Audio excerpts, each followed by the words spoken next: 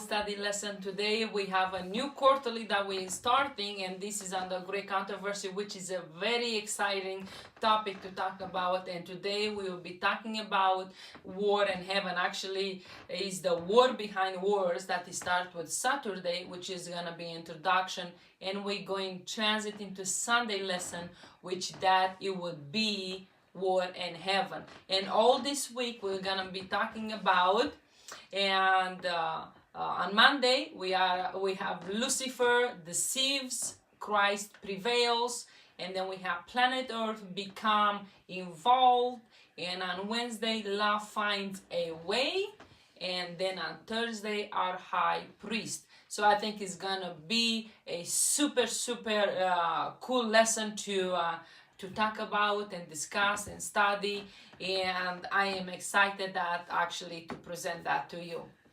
But for today, we are on Sunday lesson, in which I'm gonna do a little bit of introduction from Saturday lesson, because that is the main point where everything started, right? So we have a memory verse here in Revelation. So if you have your Bible, open your Bible to Revelation chapter 12.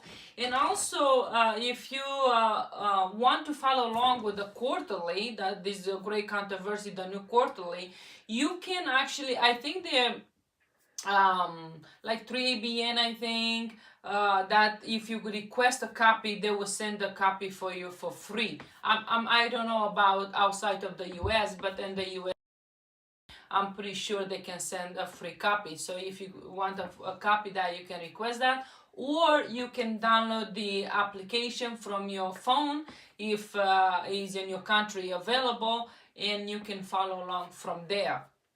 But today, let's go to Revelation chapter 12 and verses 7 to 9, and we're gonna read from there. But before we actually go really in there, I'm gonna read the memory verse, which actually is found in Revelation chapter 12, verse 7 and 8, and says, "And war broke out in heaven.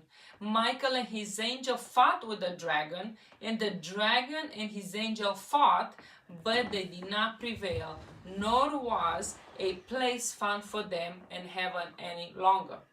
So what is happening here? We have a perfect world, a world without sin, when everybody is in harmony with one another, where peace dwells, where there is no sorrow, there is no death, there is no crying, there is no pain, and there is something happening in here. What is happening? What happened in heaven?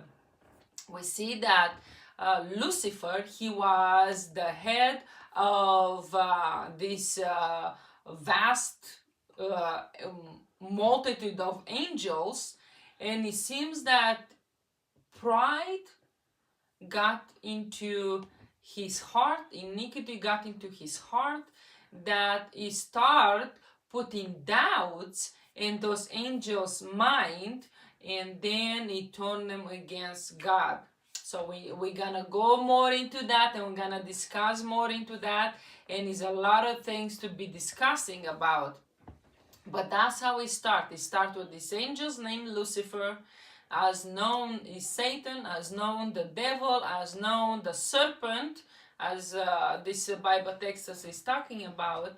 And we see that on this earth, we live on this earth, we see that, well, why God, as the lesson it says, if God is so good, why the world is so bad? So why, this whys, we all ask, why this and why that, why this happening, and why this, why God allowed this, and so on and so forth. But we know that there's a reason behind everything, and we know why God is allowing it. So why God is allowing it? Because number one, the freedom of choice. That's why he's allowing it. And second is to vindicate his character.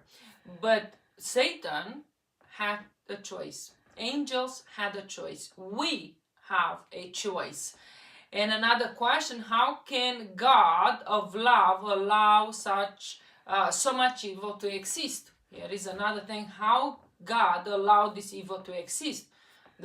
That go the first time I just said earlier, It goes back to choice. It goes back to God vindicates his character. That's what is going back to. And that's why evil exists. And evil does not exist because of God, okay? Evil exists because of Satan. That's why it's existing. God created a perfect world. God created Adam and Eve in a perfect world without sin. But they were deceived by Satan, and that's how the sin entered into the world. Why so bad things happen to good people? Here's another question why people are asking, why this is happening to me? I'm such a good person. And we ask ourselves, are we good people? I don't think the Bible said that no one has done good. No one is good but God. So we are not really good. No matter how much we're trying to be good, we are not good. We are born with this selfish nature. We are born with this,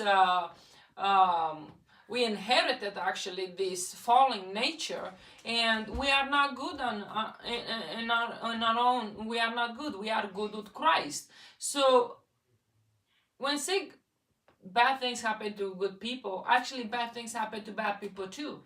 But the question is, why did God allow it? Well, God allow it because if let's say if he intervene every time, let's say I love God with all my heart and I follow him as best as I can, and then bad things happening to me, right? I say, God, why this is happening to me? Because the power of choice, right? If God intervene every time and take everything bad away from me, then that is not giving me to make my own choice. Then this means God is making the choice for me. So when people say why things bad happen to me, it just say it's because God giving you a choice. God giving us all a choice. That's why it's not happening. God cannot intervene in every single thing. Think about if God did just not allow any evil to happen to anyone, then we will not want to seek to leave this earth. We would like to stay in this earth, right? I mean, we're comfortable. We have no pain, no sorrow, no crying, no death, right? So we will not want to leave this earth. So you see, that's why things is allowed to happen the way it's happening, because it follows its own course. Anyway, so it says God wins our allegiance by his love. So because God loves us and we love him, right? And he's dealing with a great controversy between good and evil in a such way that sin never arises in the universe again. So here again, he let all this to happen to follow its own course, because it says that after everything everybody see, not just us on the earth but the other worlds, you see what happening here, the sin will never arise on the new earth, and that is very good news.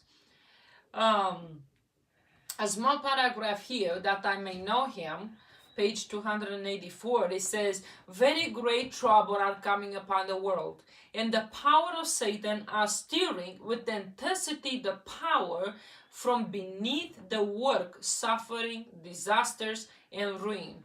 His work is to create all the misery upon human being that is possible.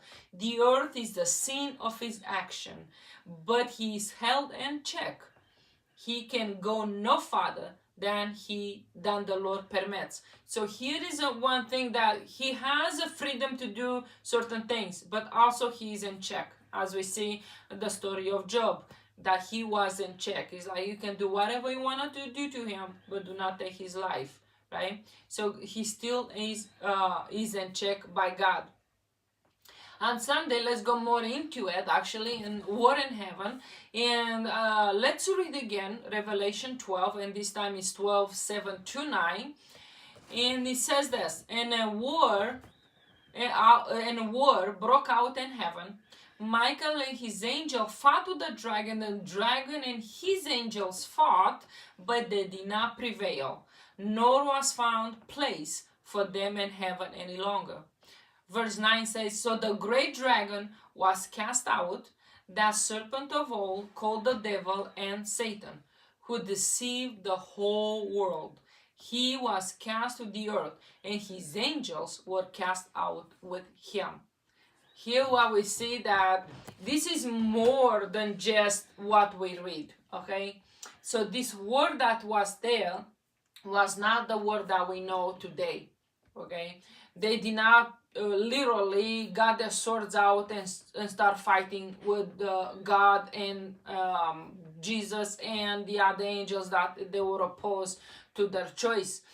But the word is because it was this conflict between good and evil. That's why this quarterly is called the Great Controversy.